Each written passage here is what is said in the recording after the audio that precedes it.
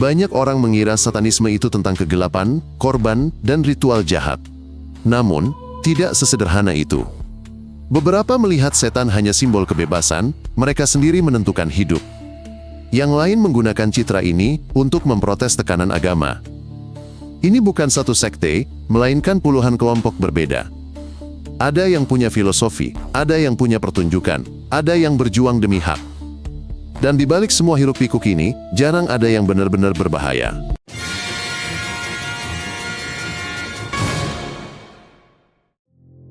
Banyak kisah seram tentang satanis beredar. Mereka dituduh menculik anak, minum darah, atau menggelar pertemuan rahasia. Sebagian besar itu hanyalah karangan dari film, buku, dan rumor lama. Kenyataannya, kebanyakan dari mereka tak punya tanduk atau ruang bawah tanah. Seringkali, mereka hanyalah orang-orang yang tak suka aturan mayoritas. Mereka mungkin membuat pertunjukan. Namun, tak ada yang perlu ditakutkan. Yang penting, janganlah samakan citra dengan tindakan nyata. Satanisme muncul belum lama ini.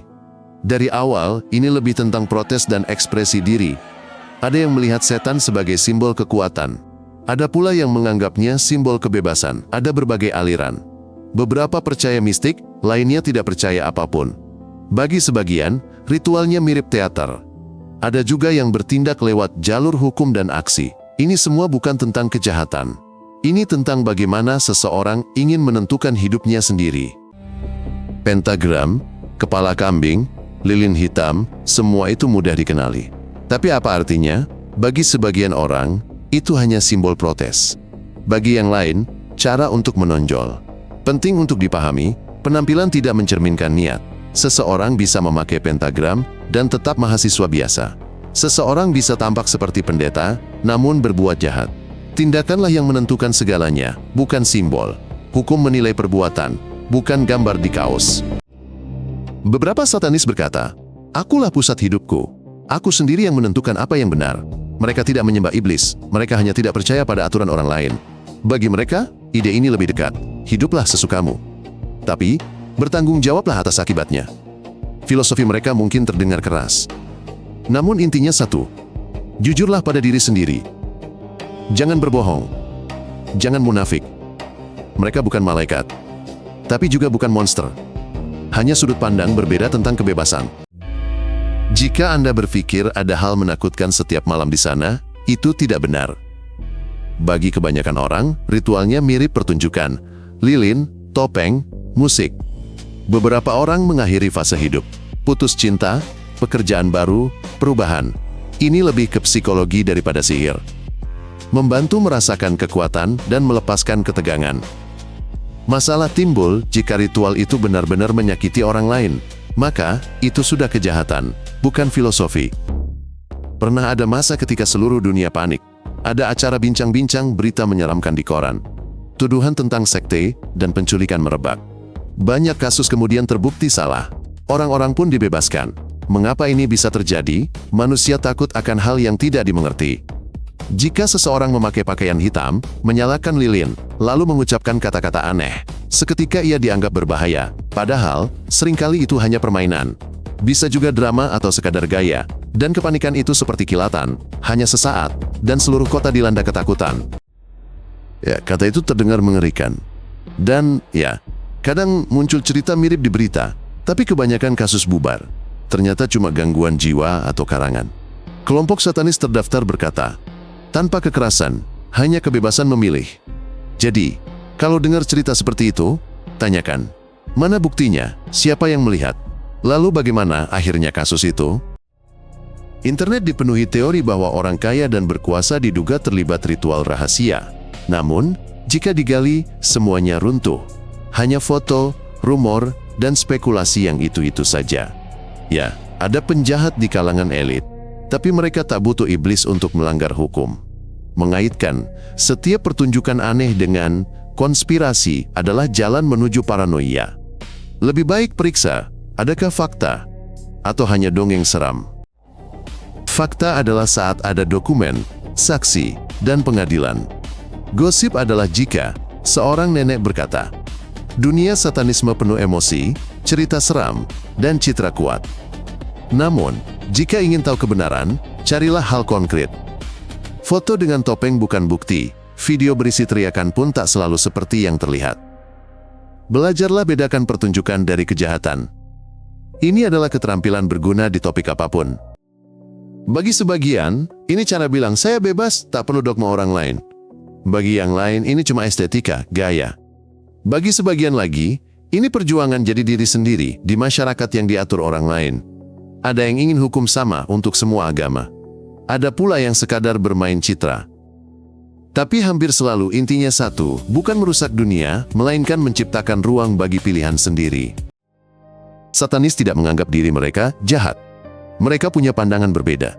Mereka berkata, jika tak merugikan siapapun, jangan membohongi diri sendiri.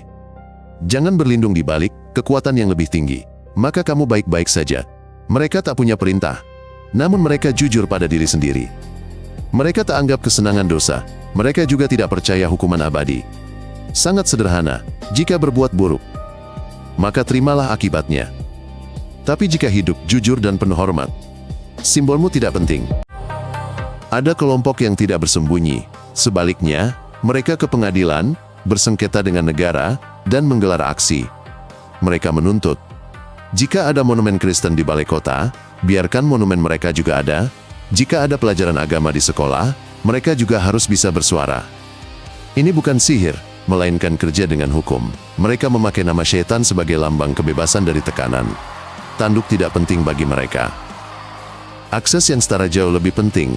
Perjuangan mereka bukan demi kejahatan, itu demi hak untuk menjadi diri sendiri. Musik, film, klip, semua sudah lama bermain dengan rasa takut akan setan. Ada darah, boneka, dan altar di dalamnya. Penonton suka horor, artis suka provokasi. Tapi masalahnya, orang mulai percaya ini nyata. Musisi diadili, konser dibatalkan, dituduh merusak anak. Padahal ini hanya pertunjukan. Seperti film horor. Ini bukan ajakan kekerasan, hanya permainan citra yang lebih laku dari kebenaran membosankan. Remaja selalu ingin jadi unik. Mereka ingin melawan sistem, punya gaya sendiri. Ingin tampil beda dari yang lain. Estetika gelap, meme, misteri. Semua ini mudah memikat. Resiko bukan pada simbolnya, tapi pada orang di baliknya. Ada grup yang wajar, tapi ada manipulator. Mereka memeras uang atau merusak mental. Yang penting adalah memahami perbedaannya. Ingatlah, bermain itu satu hal, menyakiti orang lain itu hal berbeda. Sejarah mencatat kasus-kasus besar dengan judul berbau satanisme. Namun, kasus-kasus ini seringkali berantakan kemudian.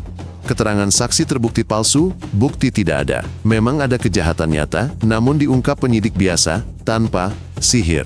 Label, satanis, sering mengganggu. Semua yang tadi mengerti dituduhkan padanya. Kemudian terungkap bahwa tidak ada kultus, setan, atau ritual. Hanya ketakutan. Banyak orang beragama melihat satanis sebagai ancaman. Simbol, kata-kata, penampilan mereka sering menimbulkan protes. Namun satanis menjawab, kami punya kebebasan. Kami berhak atas pandangan kami sendiri. Perdebatan sering muncul soal monumen, pelajaran sekolah, atau keputusan medis. Kadang masalahnya sampai ke pengadilan. Ini bukan perang kebaikan melawan kejahatan. Ini adalah debat tentang batasan, di mana keyakinan berakhir, kebebasan orang lain dimulai. Dalam debat ini, penting untuk bisa mendengarkan. Mereka tidak selalu kaum marginal atau aneh. Seringkali, mereka hanyalah orang pintar yang tidak suka standar ganda. Mereka mencari cara hidup yang jujur, tanpa tunduk pada aturan orang lain. Bagi sebagian orang, ini adalah filosofi. Bagi yang lain, ini adalah gaya hidup. Ada yang ingin mengekspresikan diri, ada pula yang ingin menemukan komunitasnya. Yang terpenting adalah tidak menyamaratakan semua. Ada kelompok yang aman, ada juga yang beracun. Seperti halnya dalam ideologi lainnya. Di AS, mereka lebih banyak dibicarakan. Ada banyak kasus hukum, aksi, dan skandal. Di Eropa, lebih tenang. Di negara beragama kuat, penganut satanisme ditakuti. Mereka sering dikira sekte, beberapa tempat melarangnya. Di tempat lain, mereka tak dianggap serius. Skalanya kecil di mana-mana, namun citranya sangat mencolok. Citra itu lebih sering dibahas dibanding organisasinya. Estetika mereka menarik. Makanya, jumlahnya terkesan lebih banyak dari aslinya. Kemungkinan besar, tidak ada hal besar. Akan ada aksi, pertunjukan, sengketa pengadilan, meme, musik, kisah seram baru. Juga akan ada kepanikan di internet, semuanya akan terulang. Namun, tidak akan ada pengambilalihan dunia. Satanisme akan tetap menjadi topik khusus, namun minat padanya takkan hilang. Karena orang selalu tertarik membahas hal terlarang, kontroversial, dan gelap. Selama masih ada rasa takut, akan ada yang memanfaatkannya. Kebanyakan penganut satanisme tidak berniat jahat. Mereka hanya tidak ingin ada yang mendikte cara hidup mereka. Mereka punya pandangan sendiri, gaya sendiri, dan kata-kata sendiri. Selama tidak melanggar hukum atau merugikan orang lain, itu hak mereka. Simbol-simbol mungkin mengejutkan. Namun di balik simbol, penting untuk melihat tindakan. Tidak semua yang menakutkan itu berbahaya. Tidak semua yang terlihat baik itu benar-benar tidak berbahaya. Semua ditentukan oleh tindakan, bukan gambar di layar. Jika tertarik, berlanggananlah agar tidak ketinggalan episode baru. Kami menyajikan semuanya ringkas dan to the point.